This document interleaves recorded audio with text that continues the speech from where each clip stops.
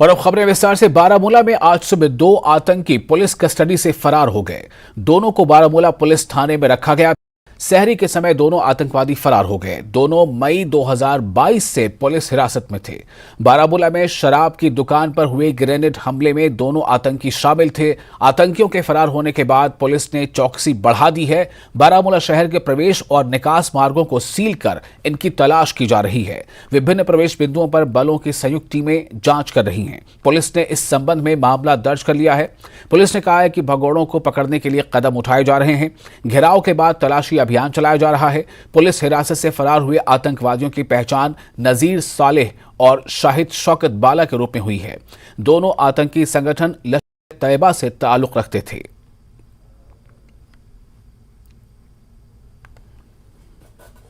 गुलाम नबी आजाद ने पीएम मोदी की तारीफ की है। उन्होंने कहा कि इसमें कोई शक नहीं कि मोदी मेहनती हैं। उन्होंने कहा कि वो बीजेपी की प्रशंसा और आलोचना दोनों करते हैं। गुलाम नबी आजाद के अनुसार विदेश नीति में दुनिया विफल हो गई परंतु भारत सफल हुआ है। उनका मानना है कि कुछ चीजों में बीजेपी को सुधार करना होगा, नहीं तो उनका भी कांग्रेस जैसा हाल होगा। बीजेपी की भी जहां तारीफ करने की जरूरत होती वहां तारीफ करते हैं, जहां निंदा करने की जरूरत है निंदा। प्राइम मिनिस्टर हार्ड वर्क है, इसमें कोई शक नहीं है, लेकिन इस पार्टी को भी लीव एंड लेट लिव, जीने दो और जीने दो। सब पॉलिटिकल पार्टीज को अपना पॉलिटिक्स करने का अवसर देना चाहिए। और जब भी इलेक्शन जीत जाती हैं पॉलिटिकल पार्टीज को उसको तोड़ फोड़ करना लोकतंत्र के हक में नहीं है। तो ये चीजें जो बीजेपी की कमजोरियां हैं हम उसकी भी निंदा करते हैं, लेकिन हम 24 घंटे नींद से उठकर बीजेपी और मोदी को गालियां नहीं देंगे। कुछ चीज़ें जो ठीक है उनको तो ठहर करना। अभी और से दुनिया फेल हो गई तो इंडिया तो पास हो गया ना, बेस्ट फॉरेन पॉलिसी इस वक्त। दुनिया के सब कंट्रीज लड़ रहे हैं और हम अकेले बच गए। दुनिया में जो हालत हो रही है तो कहाँ हिंदुस्तान तो बच ही गया उन तमाम चीज़ों से। तो कुछ चीज़ें जो अच्छी हैं, कुछ चीज़ें बीजेपी है, वहां भी बीजेपी को सुधारना पड़ेगा। ने अल्ताफ बुखारी की सुरक्षा को बढ़ा दिया है। गृह मंत्रालय ने मंगलवार को अपनी पार्टी के अध्यक्ष अल्ताफ बुखारी को Z+ सुरक्षा कवर देने का फैसला किया है। सूत्रों के अनुसार IB की खुफिया रिपोर्ट के बाद अल्ताफ बुखारी को यह सुरक्षा प्रदान की गई है। बुखारी अब 24 घंटे CRPF जवानों के घेरे में रहेंगे।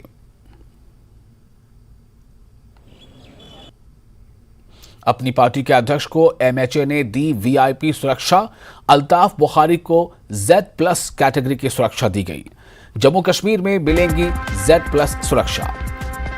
इंटेलिजेंस ब्यूरो की रिपोर्ट के बाद ये सुरक्षा दिए जाने का फैसला किया गया है। CRPF उन्हें लगातार सुरक्षा कवर देगी।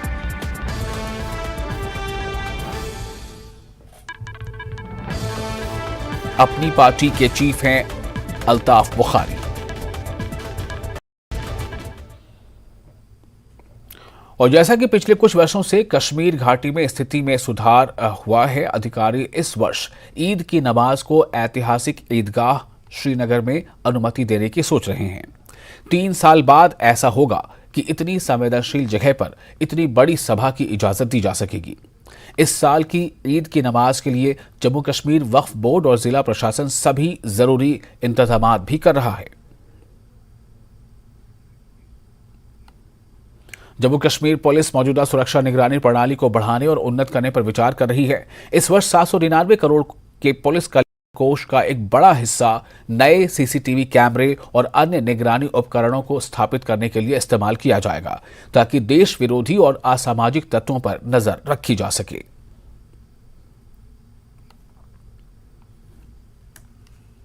जम्मू कश्मीर में सिक्योरिटी सर्वेलेंस को मजीद बढ़ाने के लिए और स्टेट ऑफ आर्ट टेक्नोलॉजी लाने के लिए यहाँ पे पुलिस जो रिफॉर्म फंड्स हैं उनमें 799 करोड़ के फंड्स सैंक्शन कर दिए गए हैं। इसमें न सिर्फ लेटेस्ट किस्म के जो कैमराज हैं, CCTV कैमराज हैं या फिर बाकी जो सर्वेलेंस इक्विपमेंट्स हैं उनको प्रोक्योर कर जो सेंसिटिव पॉइंट्स है, चाहे शहर श्रीनगर की बात करें या फिर नेशनल हाईवेज की बात करें, वहां पे पूरा जो सीसीटीवी कैमरा का सर्वेलेंस सेटअप है वो इंस्टॉल कर दिया जाएगा।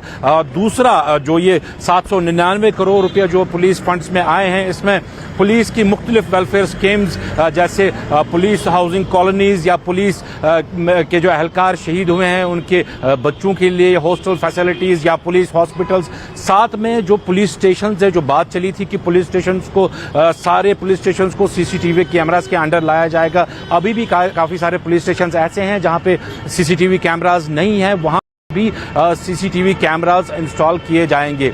इस स्टेप को एक बहुत अहम स्टेप माना जाता है क्योंकि जो सीसीटीवी सर्वेलेंस है वो अगर हम इस टाइम बात करें, शहर श्रीनगर के कुछ इलाकों में सर्वेलेंस जो है सीसीटीवी कैमरास की है, जिसमें लाल चौक का एरिया आता है, करानगर का एरिया आता है या सिविल लाइंस के कुछ एरियाज आते हैं जहां पे सीसीटीवी कैमरास जो है वो पुलिस की तरफ से इंस्टॉल कर दिए गए हैं और लगातार जो है वो सिचुएशन पे नजर रखे हुए हैं इन सीसीटीवी कैमरास के जरिए। इसी को मजीद अपग्रेड करने के लिए और लेटेस्ट टेक्नोलॉजी है जो सीसीटीवी कैमरास की है या फिर बाकी जो सर्वेलेंस इक्विपमेंट्स हैं उसको किया जाएगा और जो कोई भी ऐसी गतिविधि हो जो एंटी नेशनल हो या फिर मिलिटेंसी रिलेटेड हो, उस पर कड़ी नजर रखने के लिए जो है ऐसे इकदाम उठाए जाएंगे कि पूरा जो सिक्योरिटी सर्वेलेंस है उसको अपग्रेड किया जाएगा। साथ में जो ये 799 करोड़ रुपए हैं इसका बाकी जो पुलिस वेलफेयर की जो स्कीम्स हैं उसमें भी इस्तेमाल किया जाएगा। जहांगीर अजीज के साथ परवेज भट्ट, नेटवर्क 18 श्रीनगर। श्रीनगर के बाग मेहताब में किराए के मकान में चल रहे सेक्स रैकेट मामले में श्रीनगर पुलिस ने घर के मालिक को गिरफ्तार कर लिया है। वहीं पुलिस ने मकान को भी सील कर दिया है। पुलिस ने अल्ताफ हुसैन आफाकी को अनैतिक तस्करी रोकथाम अधिनियम 1956 की धारा के तहत गिरफ्तार किया है। याद रहे कि इससे पहले पुलिस ने सोमवार को बाग मेहताब श्रीनगर में सेक्स रैकेट का भंडाफोड़ किया था, जिसमें 4 महिलाओं, 2 ग्राहकों और 2 रैकेट चलाने वालों सहित 8 लोगों को गिरफ्तार किया गया था।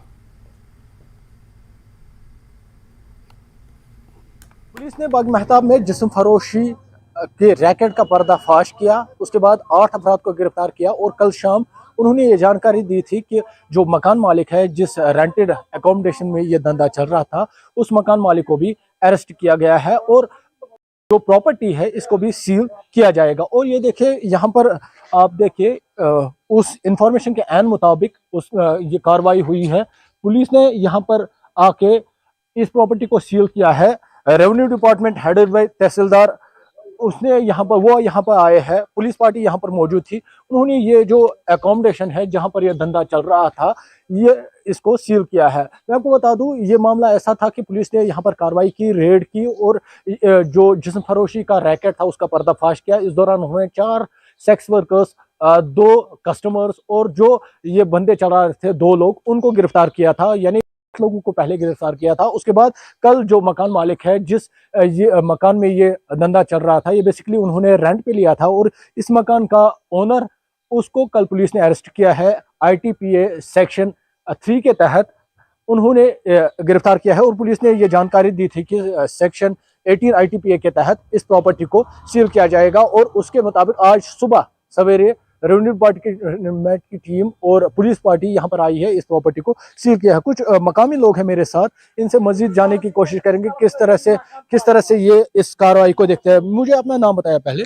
मेरा नाम है पीर शौकत अहमद हजरत, मैं बाग मेहताब का रहने कित कन छुद वुचान यथ कार्रवाई तो क्या यथान वैसे गोड़े कर पुलिसन बेहतरीन कार्रवाई बड़ फर्स्ट क्लास पे, यह बड़ बेहतरीन चीज़ जनाब वेली ये मतलब ये पुलिसन कोर ये हाल हाल ये बाग मेहताबस मज कांड गो खुदावंद करीमस कुन शुक्र प्रॉपर बाग मेहताबुक नफर ये ना कूर ये सन ना सोन लड़क यह रबुल करीम सज़्ज़त अलबत् पापरिक जनाब वेली आमुद वरमल पे आमुद क्या वन पुलवाम पे फार फलंगा पे लड़की योर आमुद पुलिसन कर बड़ बेहतरीन कार्रवाई। बहुत पुलिस रिक्वेस्ट करान जनाब वेली ये मरियो तुम दोह ये बाग मेहताबस मज गश्त करान ये ताकि अत वन जनाब वेली कहें तो रेंटल बेसल पे आमुत और बसने तिमन करू आइडेंटिफिकेशन चेक, तिमन करू जरूरी करू तिमन जनाब वेली ये चेकिंग। बह मस्जिद कमेटी इस बाग मेहताब जामिया तुम करू मीटिंग तुम करो मीटिंग जनाब अली पान वन पब्लिक चूल साथ शाम 9 बजे पथ कुन नारान नफर 10 पूरे सरसी दिवान नजर इस बासे यह गलत नफर यपर की मूवमेंट करान सको पुलिस दित क्या कर योर यह रब्बुल करीम सज मेहरबानी भाग्य महताब बड़ा असल ये मतलब यह थो खुदा मद करीम आजत गामों पे योर बे गम रेंटस पे मकान तुतमुत अमिस ग ज्यादा जनाब अली ज्यादा सख्ती कर यह बड़ बार चेन दिमो पुलिस साथ पको पुलिस शान बशान सत कसन मज यह चेन खत्म कर जनाब अली। तो नाजरीन, जैसे कि इन्होंने कहा कि ये बाग महताब का इलाका है और यहाँ पर काफी सारे लोग दूर दराज इलाकों से आए हैं जो यहाँ पर रेंट पे रह रहे हैं। इन्होंने अपील की है पुलिस से इस पूरी कॉलोनी की जांच की जाए, यहाँ पर पूरी कॉलोनी में कार्रवाई होनी चाहिए और जहाँ कहीं पे भी लोग किराए पर रह रहे हैं वहां पर छापामारी होनी चाहिए, वहां पर उनको चेकिंग की जानी चाहिए कि वो किस तरह का काम कर रहे हैं। उन्होंने लोगों ने जो यहाँ पर मोहल्ला कमेटी है उससे भी अपील की है कि अपने मोहल्ले पर नजर रखी जाए और शाम के औकात में ये देखे जाए, क्योंकि इस कॉलोनी में बहुत सारे लोग रेंट पे रह रहे हैं, किराए पर रह रहे हैं, उन पर नजर रखी जाए आखिर किस तरह की वो मूवमेंट कर रहे हैं, ताकि जिस तरह का ये मामला पेश आया है इस तरह का कोई भी मामला आने वाले वक्त में पेश ना आए। न्यूज़ 18 के लिए मेहताब श्रीनगर से मैं आबिद हुसैन। आप देख रहे हैं न्यूज़ 18 जम्मू कश्मीर लद्दाख हिमाचल और इस वक्त हम हाजिर हैं टॉप 18 के साथ। माइग्रेंट कश्मीरी पंडितों की मतदाता सूची के पुनरीक्षण के लिए स्पेशल समरी कैंपस आज से शुरू हो गए हैं। ये कैंप 20 अप्रैल तक जारी रहेंगे, जिसके दौरान पूरे जम्मू कश्मीर और देश के बाकी हिस्सों में 20 अलग अलग जगहों पर विशेष शिविर आयोजित किए जाएंगे। आज जम्मू में जगती माइग्रेंट टाउनशिप में इस तरह का पहला कैंप आयोजित किया गया। हमारे जम्मू के संवाददाता समीर भट्ट ने कैंप का जायजा लिया। रिलीफ एंड रिहेबिलिटेशन डिपार्टमेंट की तरफ से कश्मीरी माइग्रेंट वोटर्स के लिए स्पेशल समरी कैंप लगाए गए हैं जो आज से शुरू हुए हैं। 15 दिन चलेगा ये और तकरीबन 20 कैंप्स लगाए जा रहे हैं पूरे जम्मू कश्मीर के साथ साथ बाहर जैसे मुंबई, दिल्ली, बेंगलोर और बाकी जगहों पे भी, ताकि ज़्यादा से ज़्यादा जो कश्मीरी माइग्रेंट्स हैं, जो खासकर जो नए वोटर हैं, उनका इंदराज हो वोटर लिस्ट में। इसी तरह किसी को अपडेशन करनी है, डिलीशन करनी है, आधार को लिंक करवाना है, ये सारी प्रक्रिया, किसी को चेंज करवाना है एड्रेस, वो होगा। एक बड़ा एक्सरसाइज इलेक्शन कमीशन की तरफ से शुरू किया गया और आप यहाँ देख सकते हैं। यहाँ हम जगती में हैं, यहाँ ये कैंप शुरू हुआ है। जगती में ये कैंप शुरू हुआ है आज से और यहाँ पे भारी तादाद में यंगस्टर्स भी आप देख सकते हैं, यंगस्टर्स भी आए हैं इस कैंप में और अपना नया जो अपना वोटर इंदराज करने जा रहे हैं, अपना नाम इस वोटर लिस्ट में। फॉर्म लेना है हमें, इसका वोटर आईडी कार्ड बनाना है हमने, तो यहाँ पे फॉर्म भरने हैं, तो अब उसके बाद हमारा वोटर कार्ड बन जाएगा। हाँ जी। कितना जरूरी है वोटर, आप क्यों समझते हैं कि वोट डालना या वोट में अपना नाम इंदराज करना कितना जरूरी है? आजकल तो बहुत जरूरी हो गया, आजकल सभी चीज़ में वोटर कार्ड काम आता है। आजकल जैसे कोई फॉर्म में नौकरी के लिए अप्लाई करना है, उसके लिए वोटर कार्ड चाहिए, कि वोट डालना है, मतलब इसके लिए गवर्नमेंट, इसके लिए बहुत सारी चीज़ों के लिए हमें काम आता है ये वोटर आई डी कार्ड। कल आप वोट भी डालेंगे, आपको लगता है कि ये जरूरी है कि आपको वोट में? ये तो बहुत जरूरी है हमें वोटर, मतलब वोट डालना, तो इसलिए वोटर कार्ड 18+ की बात चाहते हैं सभी के लिए, मतलब अहम हो गया ये वोटर कार्ड बनाना, तो वोट डालने के लिए बहुत जरूरी है हमें। बहुत अच्छी बात है कि यहाँ पे मिल गया, क्योंकि बहुतों के पास अभी वोटर आईडी कार्ड नहीं थे, तो अब इनके जरिए ही उनके पास मिल जाएगा। एक तो फैसिलिटी रखी है गवर्नमेंट ने हमारे लिए, तो उसके लिए बहुत धन्यवाद है उनका कि अब देखो सारे आ रहे हैं, अप्लाई करेंगे, सब वोट डालेंगे, क्योंकि वोट डालना भी बहुत जरूरी है, हमारा अधिकार है और हमें वोट डालना चाहिए, तभी तो हमारी अपनी सरकार आएगी। तो आपको क्या लगता है कि वोटर हर एक को इसमें इंदराज करना चाहिए जो 18? हाँ जी, क्योंकि देखिए वोटर कार्ड हमें बहुत जगह अप्लाई करने के लिए काम आता है। हर मेन डॉक्यूमेंट माना जाए तो वोटर आईडी कार्ड है हमारा, तो इसलिए वोटर के हमें अप्लाई करना चाहिए और अगर यहाँ पे हमारी मदद की जा रही है, फैसिलिटी दी जा रही है, तो उसका यूज करना चाहिए। वो राइट टू वोट, तो वोट को सबको देना होता है। ये हमारा जन्मसिद्ध अधिकार है कि वोट देना है, ताकि जो नई सरकार आएगी तो हमारे लिए कुछ कर सके। वो सर ये हमारी कम्युनिटी के लिए सही है, हमें काम मिले, जो सरकार आएगी वो हमारे काम करेगी। वो ये फॉर्म लिया है मयूर ने, फॉर्म 6 है, जिसमें नए वोटर अब ये अपना इंदराज कराएंगे। कितना जरूरी है वोटर? सर ये बहुत ज़रूरी है, हर एक जगह लगता है और हमको पता भी चलता है इससे कि हम कहाँ के रहने वाले हैं, कि हम कश्मीरी पंडित। वैसे भी हमारा मतलब मानते हैं कि हम बहुत कम है, पर इससे हमारा मतलब लगता है कि हम कहाँ में रहने वाले, हम कश्मीरी पंडित है, तो इसलिए बहुत ज़रूरी है बनाना। हर जगह काम आता है वोटर कार्ड और हम वोट भी कर सकते हैं, 18+ हो चुके हैं, तो बहुत ज़रूरी है हमारे बनाने। आप सभी को कहेंगे यंगस्टर? तो हम कहना चाहूँगा कि वोटर कार्ड बनाना बहुत ज़रूरी है, आपके बहुत काम आएगा, आगे भी बहुत काम आएगा। वोट करना बहुत ज़रूरी होता है कि हम सरकार चूज़ कर सकते हैं कि आगे हम अपनी पसंदीदा सरकार जो मतलब हमारे लिए काम करे, हमारे मतलब जो जब हम यहाँ पे रहते हैं जगती में रहते हैं तो हमारे लिए काम करे, इसलिए बहुत ज़रूरी है। मेरा इंक्लूजन था। तो अभी तक नहीं हुआ था? नहीं, मेरा हुआ, मैंने बेटे का किया है, बेटे का? अपने भाई के बेटे का नाम इंक्लूजन किया है। तो जो ये प्रक्रिया गवर्नमेंट ऑफ इंडिया ने किया है ये तो ठीक है, इसको हम अप्रिशिएट कर रहे हैं। मगर जो एक्चुअली जो इंक्लूड हो गए, जिनका वोट है मतलब वोटर लिस्ट में, उनका कार्ड अभी तक नहीं है। हमने बहुत प्रोसेस में कमिश्नर को भी अप्रोच किया, तो इलेक्शन कमिश्नर को अप्रोच किया, मगर ये बदकिस्मती है, हमारे कार्ड जो है पेंडिंग जो है वहाँ वो अभी तक नहीं आए हैं। विमल, आप भी आए हो, कितना फैसिलिटी है, क्या कहेंगे? नहीं, फैसिलिटी तो ठीक है, यहाँ पे लोग आते हैं, वो यंगस्टर्स ज़्यादा आ रहे हैं, तो बड़े उत्साह है लोगों में। आप भी फार्म भर रहे हैं? हाँ, हम भी लोगों की सहायता कर रहे हैं, फॉर्म भी भर रहे हैं जी। कितना ज़रूरी है ये? क्या कहेंगे कि गवर्नमेंट ने ये फैसिलिटी रखी है? नहीं, ये तो ज़रूरी है। अभी देखो हमारे डोर स्टेप्स पे इन्होंने फैसिलिटी जो रखी है, और एक रिक्वेस्ट हम इलेक्शन कमीशन से कर रहे हैं कि जो वोटर आईडी है वोटर आईडी बहुत ज़रूरी है, और ये सुविधा होनी चाहिए हमारे यहाँ पे। अभी हम जो पूरा जो हमारा विस्थापित समाज है यहाँ पे, हम इनसे आह्वान कर रहे हैं कि अभी जो 20 तारीख तक ये प्रक्रिया चल रही है, ये जो कैंप चल रहा है, इसका आप लाभ उठाए, फायदा उठाए, और यहाँ पे आके जितने भी आपके यंगस्टर्स है 18+ है, उनका यहाँ पे फॉर्म भर लीजिए। तो ये माइग्रेंट्स हो गए, तो अब ऑफिशियल्स क्या कह रहे हैं इस पे? जो रिलीफ एंड रिहेबिलिटेशन डिपार्टमेंट जो ये कर रहा है, उनके ऑफिशियल्स ने ये स्पेशल कैंप लगाया है, उनके माध्यम से हुआ है। मेरे साथ इस वक्त हैं इमरान मलिक साहब हैं, ये इस वक्त कैंप कमांडेंट है यहाँ पे, और इसका सुपरविजन पूरा कर रहे हैं, इसका जो स्पेशल कैंप लगाया गया है। मलिक साहब, क्या है ये, कब तक चलेगा और कितना आपका टास्क क्या है? शुक्रिया समीर जी। ये special summary revision of photo electoral rolls है। ये रिलीफ एंड रिहैबिलिटेशन डिपार्टमेंट्स की तरफ से 15 दिन का कैंप होगा। जितने भी हमारी कैंप्स हैं, नॉन कैंप्स लोकेशन है जम्मू में, इसमें 15 डेज़ की एक्सरसाइज होगी हर कैंप में। और आपके चैनल के माध्यम से मेरी रिक्वेस्ट रहेगी, जितने भी कश्मीरी माइग्रेंट्स हैं हमारे, वो इस इलेक्टोरल जो प्रोसेस है इसमें बढ़ चढ़ कर हिस्सा लीजिए।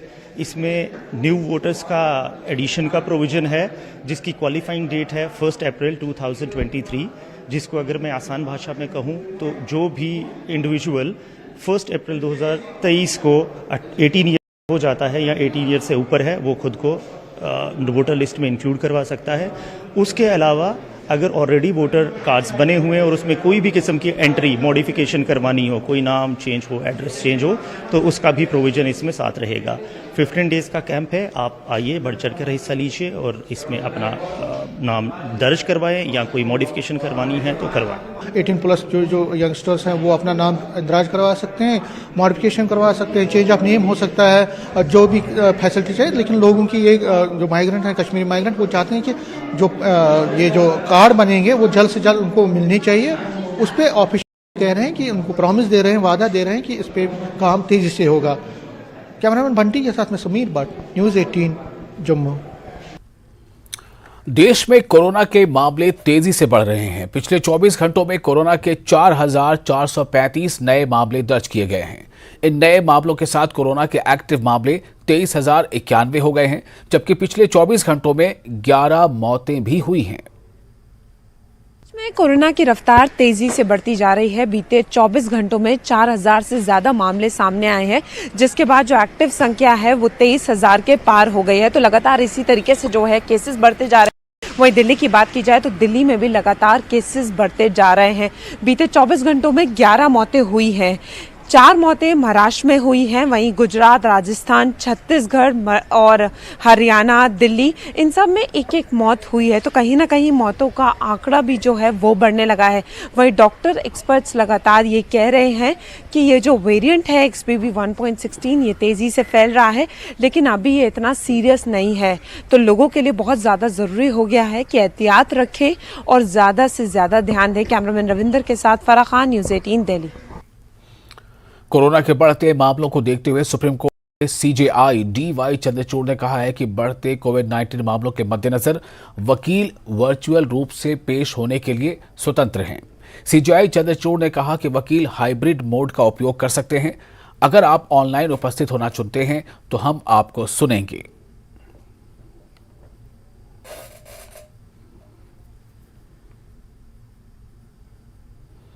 प्रधानमंत्री नरेंद्र मोदी ने लद्दाख की वुड कार्विंग को जीआई टैग मिलने पर बधाई दी है। लद्दाख में लकड़ी की नक्काशी के लिए जीआई टैग मिलने पर पीएम मोदी ने अपने ट्वीट संदेश में लिखा कि लद्दाख की सांस्कृतिक परंपराएं और भी लोकप्रिय होंगी और कारीगरों को भी लाभ मिलेगा।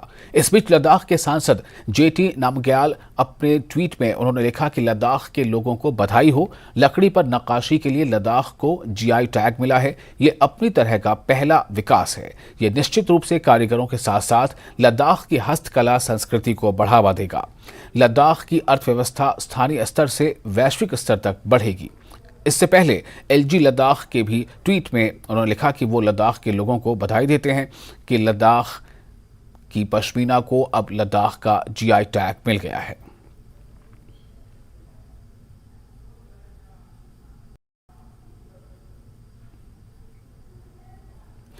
G20 इंडिया समिट के तहत 26 से 28 अप्रैल तक लद्दाख में Y20 प्री समिट की मेजबानी की तैयारी की जा रही है। सचिव युवा सेवाएं मीता राजीयोलोचन ने लेह पहुंचकर इस संबंध में विभिन्न व्यवस्थाओं का निरीक्षण किया। संबंधित विभागों से चर्चा की गई। इवेंट मैनेजमेंट कंपनी पर भी चर्चा की गई। इस मामले में G20 सचिवालय के प्रतिनिधियों से भी संपर्क किया गया। शिखर सम्मेलन में लगभग 100 विदेशी प्रतिनिधियों के शामिल होने की उम्मीद है। उन्होंने व्यवस्थाओं पर संतोष व्यक्त किया और उम्मीद जताई कि शिखर सम्मेलन बहुत अच्छा होगा और सभी अंतर्राष्ट्रीय प्रतिनिधियों के पास बहुत रचनात्मक अनुभव होगा। 28 अप्रैल को यूथ 20 एंगेजमेंट ग्रुप की प्री समिट में लगभग 100 फॉरेन डेलीगेट्स एक्सपेक्टेड हैं, जिन्हें हम यहाँ पर होस्ट करेंगे। यूथ 20 एंगेजमेंट ग्रुप के 5 अलग अलग थीम्स हैं। उन थीम्स के ऊपर चर्चा होगी। एक थीम है future of work, industry 4.0 and innovation. दूसरा थीम है climate change and disaster risk reduction. फिर थीम है youth in democracy and governance, peace building and reconciliation और हेल्थ, फिटनेस एंड स्पोर्ट्स। पांचों थीम्स पे डिटेल में चर्चा होगी। इस विषय में कल मैंने प्रिंसिपल सेक्रेटरी संजीव खीरवार जी और उनके बाकी जो सीनियर ऑफिशियल्स हैं ले एडमिनिस्ट्रेशन के, उनके साथ मीटिंग ली, जिसके अंदर इस समिट की क्या क्या तैयारियां हैं ले प्रशासन की तरफ से, उनकी तफसीलवार चर्चा हुई।